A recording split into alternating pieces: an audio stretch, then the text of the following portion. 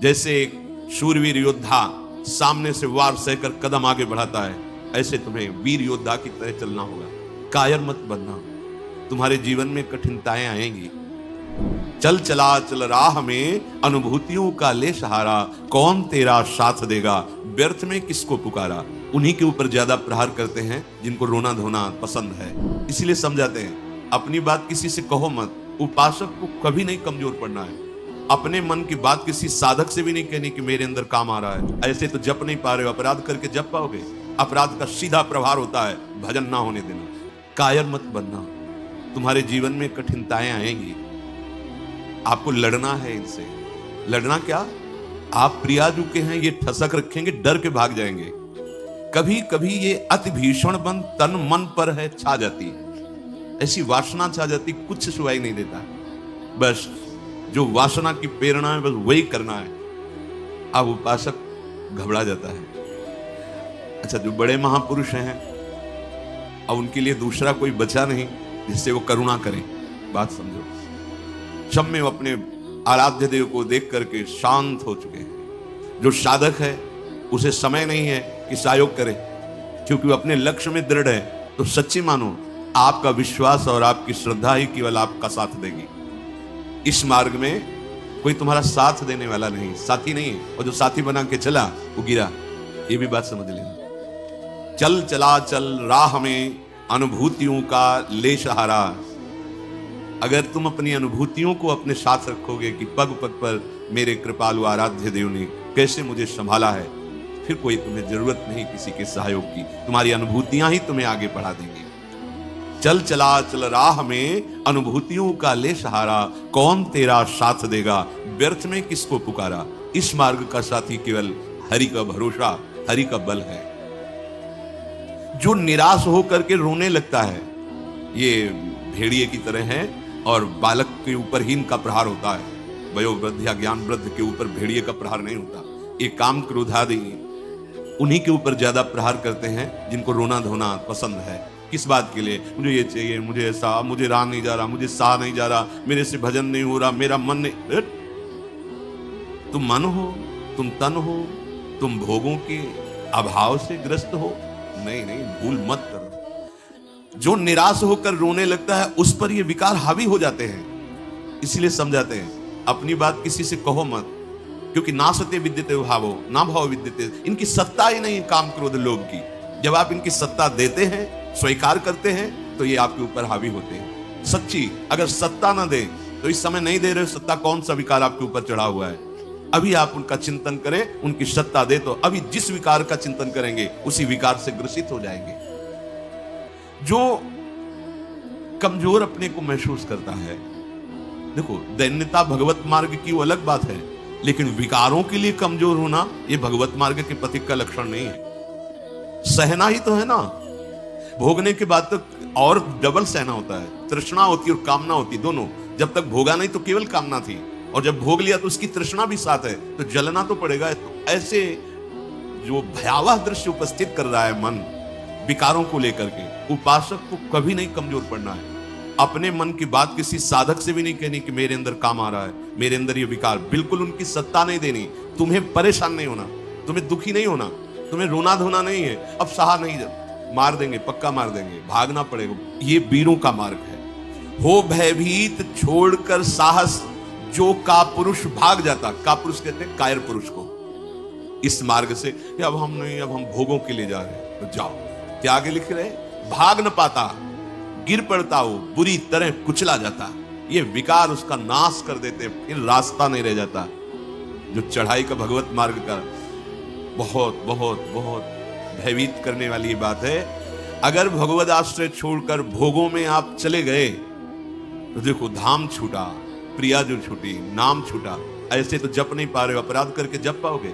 अपराध का सीधा प्रभार होता है भजन ना होने देना। जैसे कोई सोचे कि हम मनमानी आचरण करेंगे, गुरु आज्ञा उल्लंघन, शास्त्र विरुद्ध, और फिर मंत्र जप लेंगे, भजन कर लेंगे। बिल्कुल नहीं। एक बार भी निज मंत्र स्मरण नहीं कर सकते, एक बार भी आप भगवत स्मरण करने का अधिकार नहीं रख सकते। पापवंत कर सहज स्वभाव, भजन मोर ते भाव न काऊ, जो पे दुष्ट हृदय सोई हुई, मोरे सन्मुख आओ किसान। लड़ना है, बड़ो ही कठिन है भजन ढिग ढरिबो। जैसे एक शूरवीर योद्धा सामने से वार सहकर कदम आगे बढ़ाता है, ऐसे तुम्हें वीर योद्धा की तरह चलना होगा। कायर पुरुष की तरह भाग कर जाओगे तो कुचले जाओगे, और अगर धैर्य पूर्वक रहोगे तो कह रहे हैं पर जो कर विश्वास ईश्वरीय बल पर सम्मुख डट जाता। अब तुम मरना है, चाहे जितना कष्ट हो, मृत्यु से भयानक कोई कष्ट नहीं होता। अब मुझे श्री जी की प्राप्ति करनी है, जितना दुख चाहो प्रभु आप दे लो, आप दे लो, छूट है आप जितना दुख चाहो। इतना तुम्हारा सोचना होगा कि दुख भाग जाएंगे, कोई दुख छुएगा नहीं तुम्हें। उससे डर वे भाग छूटती नहीं, दुखी वो हो पाता जिसने निश्चय कर लिया कि अब सारे दुख मुझे भोगने हैं, पर हम प्रियाजू को, प्रियाजू के नाम को, प्रियाजू के धाम को, प्रियाजू के चरणारविंद की उपासना को कदापि नहीं छोड़ सकता। कुछ भी हो जाए सब डर जाएंगे, काम क्रोध लोभ मोह मद मत्सर। पर हम कायर पुरुष जैसा आचरण कर बैठते हैं, गलती हो जाती है कि हम विषय सेवन में ही शांति का अनुभव करना चाहते हैं। हम चाहते हैं अगर हम ये विषय सेवन कर लें तो हृदय शांत हो जाएगा, जलन मिट जाएगी, कुचले जाओगे, परमार्थ से बहुत दूर कर दिए जाओगे, आपको पता ही नहीं चलेगा। माया का खेल ऐसा है, पता थोड़ी चलता है कि हम भ्रष्ट हो गए, पता थोड़ी चलता है कि हम इतने नीचे उतर गए। जब कोई महात्मा आपको दर्शन कराएगा कि आप कितने नीचे गिर गए, तब आपको पता चलेगा। गिरते समय पता नहीं चलता, माया का ऐसे ही भक्ति का खेल है। चढ़ते समय पता नहीं चलता कि कितनी ऊंचाई पर आप चढ़ते हैं। जब गुरु कृपा से कहीं ऐसे द्वंद्व उपस्थित होते हैं और उन द्वंद्वों पर आपका हृदय विचलित नहीं होता, तब पता चलता है कितनी कृपा भक्ति की है कि हमें इस ऊंचाई पर बैठाल दिया कि मान अपमान, लाभ हानि, दुख सुख, ये हमारे ऊपर कोई प्रभाव नहीं डाल पा रहे। पर ये डट वही सकता है जिसने अपने जीवन का लक्ष्य निश्चय कर लिया है। श्रीपाद राधा दास, मुझे श्री जी चाहिए। जिसने मन में ये निश्चय कर लिया कि अब मुझे प्रियालाल चाहिए, तो उसकी चाह में इतनी सामर्थ्य होती है कि सबसे लड़ सकता है। जैसे धन की चाह आने पर चोरी करने के लिए भी उतारू हो जाता है, हिंसा करने के लिए भी उतारू हो जाता है, उसको कुछ भी डर नहीं लगता। एक धन का लोभ चढ़ता है तो प्राणों को सौंप दिया, भय को बिल्कुल रौंद दिया, और जैसा भाव बना वैसा कर बैठा। और आप प्रभु को चाहते हैं और आपको डर लगता है। आप परम धन श्री लाडली जी के गोरे चरणारविंद की प्राप्ति करना चाहते हैं, तो अब अपना अधिकार, अपना पन, अपना महत्व श्री लाडली जी के चरणों में। हे प्रभु, हे प्रिया, ये प्राण, ये तन, ये मन आपको समर्पित, अब जैसा जी चाहे वैसा आप। यही है सुदृढ़ योद्धा भगवत मार्ग का। अपना अस्तित्व, अपना महत्व, अपना जीवन जब तक जीवन धन के चरणों में समर्पित नहीं करोगे, तब तक जो स्वामी श्री हरिदास जी महाराज करें, ज्यों ज्यों राखत हो त्यों त्यों रहियत हो हरि। जैसे आप रख रहे हो मैं राजी हूं उसी में, जो ही प्यारो करें। ये सिद्धांत, ये रोना धोना नहीं। ये जैसे कभी कभी उपासक वहां प्रश्न कर देते हैं जाके, भजन में मन नहीं लगता, हमें लगता है हम इस मार्ग में चल नहीं पाएंगे। क्या आप चल रहे हो या गोद में बैठे हो? पहले निश्चय करो। यदि चल रहे हो तो इतनी टांगों में दम नहीं है कि ये चढ़ाई तुम चढ़ पाओगे। तो गोद में बैठे हो तो चलने का तुम्हें डर फिर क्यों है? श्री हरिवंश प्रताप नाम नौका निज खेवक, भवसागर सुख तरत निकट हरिवंश सेवक। पहली बात, तुम चल नहीं रहे हो, तुम गोद में बैठे हो। ये जो सौंप दिए मन प्राण तुम्ही को, सौंप दिए ममता अभिमान, जब जैसे जी चाहो बरतो अपनी वस्तु सर्वथा जान। ये चलने वाले प्रतीक का नहीं है, ये समर्पित प्रतीक का है। बैठ गया प्रभु के चरणों का आश्रय लेकर। दूसरी बात, कभी कभी मना स्थिति ऐसी होती है, वो टिकाऊ थोड़ी है। कबहू तो थोरो भजन, कबहू हो तो विशाल, मन को धीरज छुटे नहीं, गहे न दूजी चाल।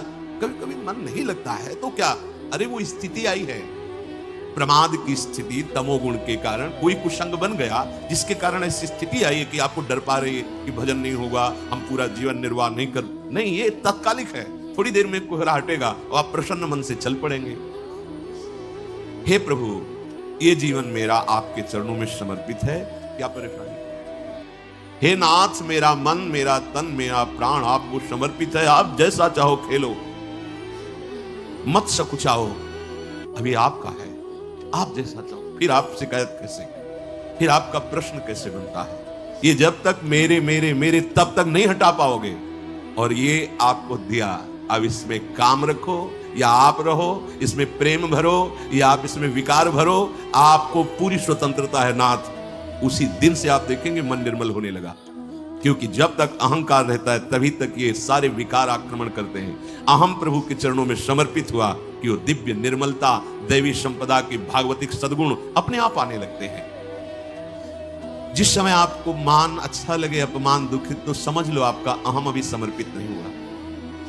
उपासक का जब अहम समर्पित हो जाता है तो मान अपमान सुख दुख से अब मेरा रहा न कुछ संबंध। तुम ही मेरे कैवल्य परम पद हो और बंधन है तो सिर्फ आपका ही बंधन है।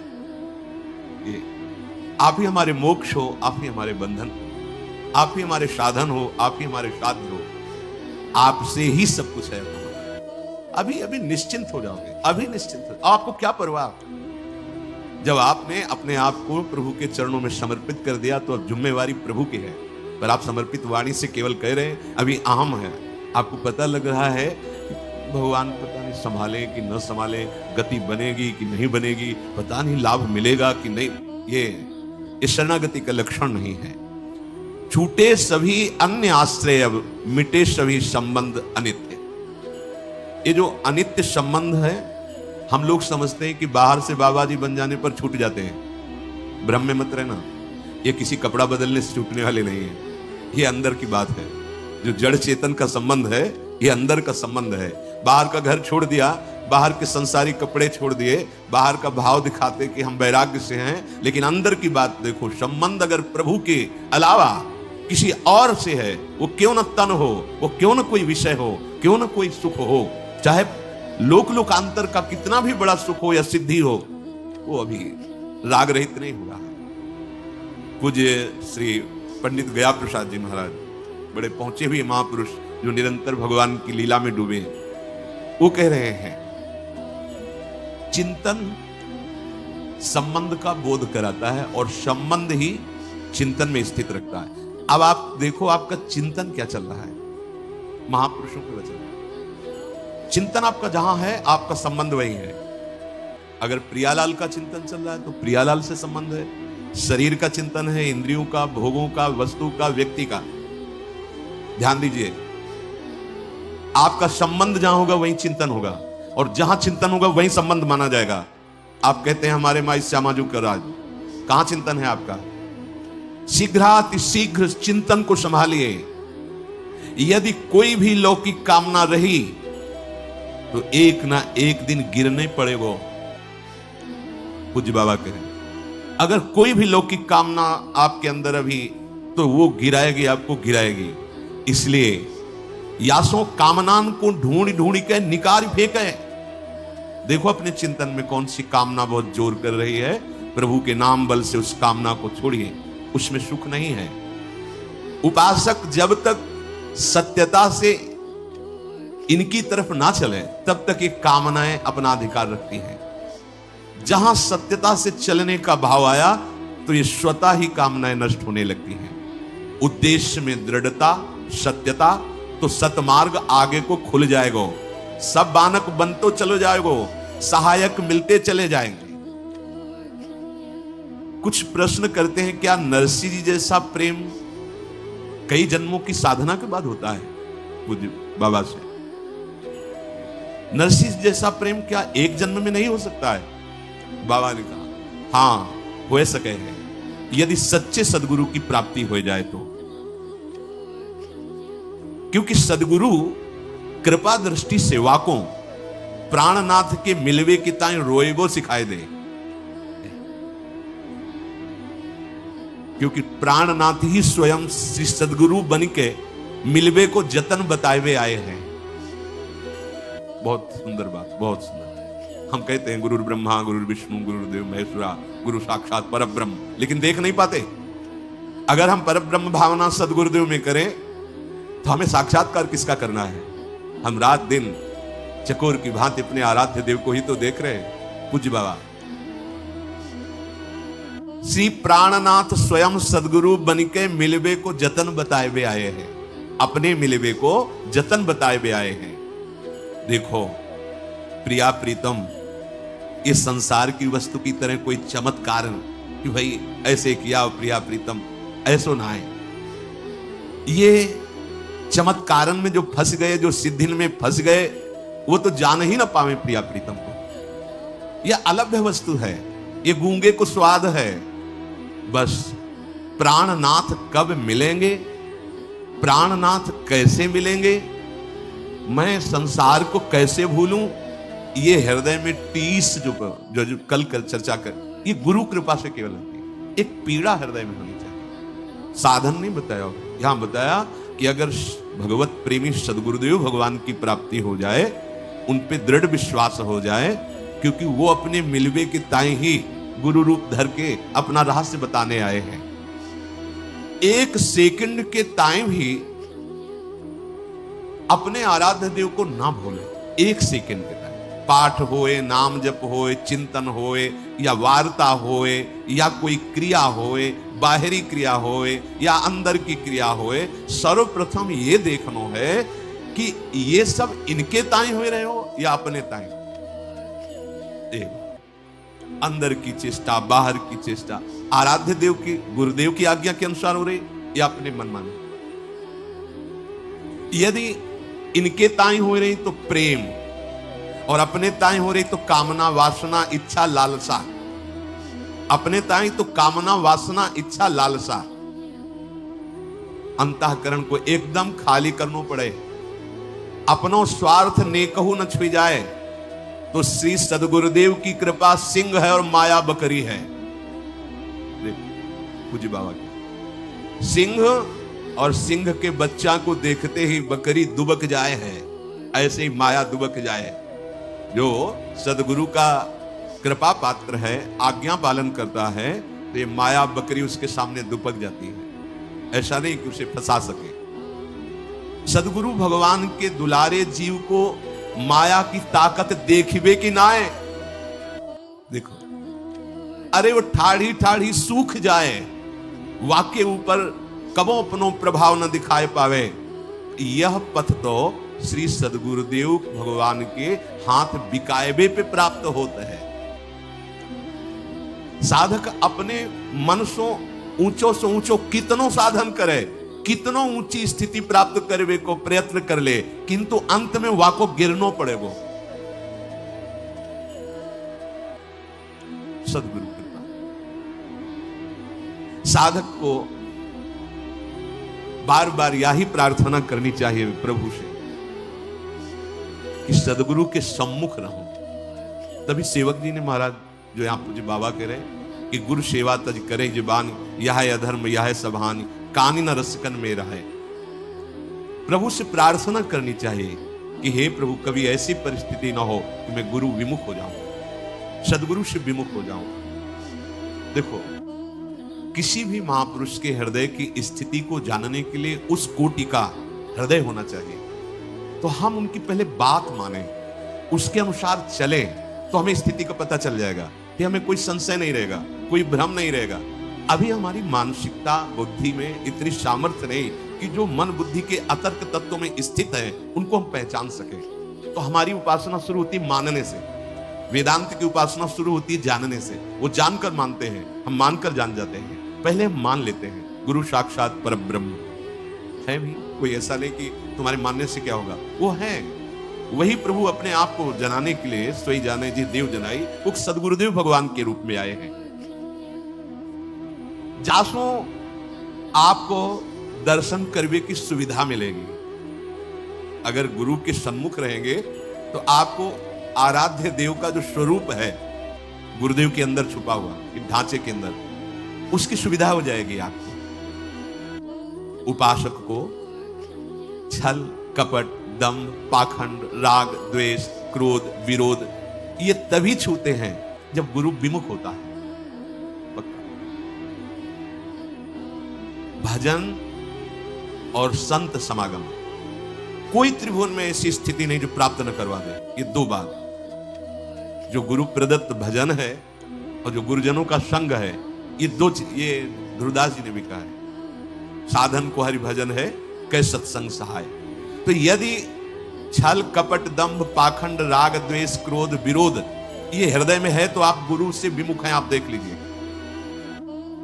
अगर गुरु के सन्मुख हैं और भजन हो रहा है और संत संग, तो ऊंची से ऊंची कोई भी स्थिति ऐसी नहीं जो आपको प्राप्त ना हो जाए। अर्थात नरसिंह मेहता जी जैसा प्रेम इसी जन्म में बहुत शीघ्र प्राप्त हो जाए। रहनी बनाएवे में चूक कर दे हम, पूज्य महाराज जी के जाको श्री भगवान की आवश्यकता ही अनुभव ना होए। यदि आप साधना की रहनी जो गुरुदेव ने दी है वैसे चलते रहो तो आपके अंदर भूख बढ़ जाएगी प्रिया प्रीतम की प्राप्ति की। यदि आप उनसे थोड़ा भी विमुख होंगे तो आवश्यकता ही महसूस नहीं होगी, प्रभु की आवश्यकता भोगों की महसूस होगी। अध्यात्म की नींव है सदगुरु श्रद्धा। संतन की कृपा मनाओ, भक्तन सो मैत्री करो और ये बात मांगो कि हमारे सदगुरुदेव भगवान में अपार श्रद्धा है।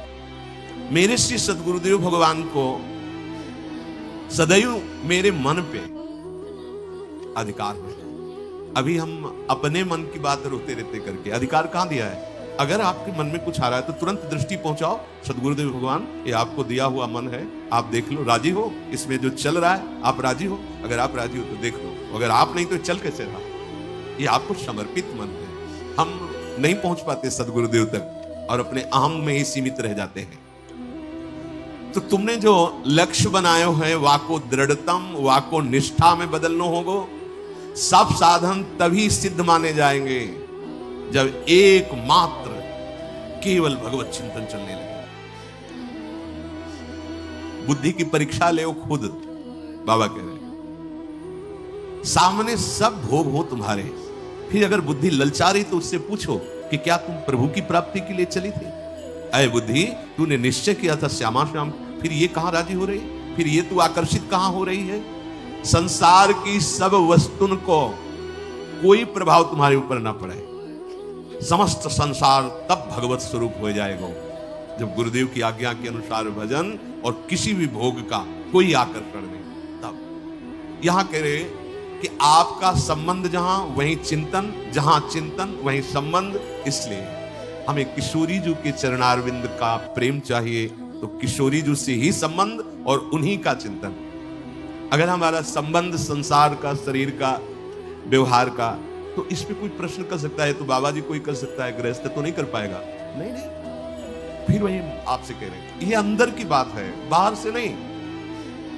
बड़े बड़े महापुरुष पाए गए हैं गृहस्थी में, बहुत ऊंची स्थिति।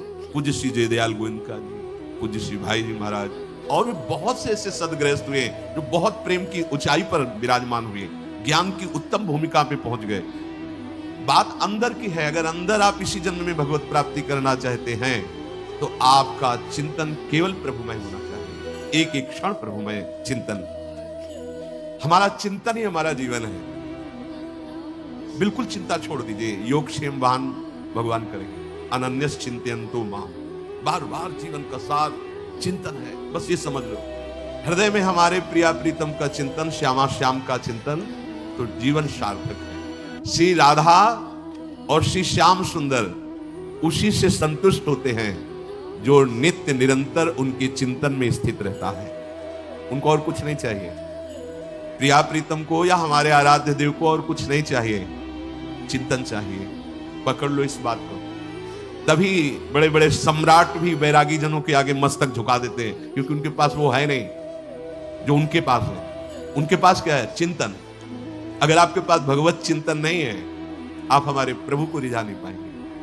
वस्तुओं से, नाना प्रकार की भोग सामग्रियों से, तो साधक उनकी आराधना करने वाला वो विरक्त हो जाता है। ब्रह्मादिक के भोग सब विषम लागता है।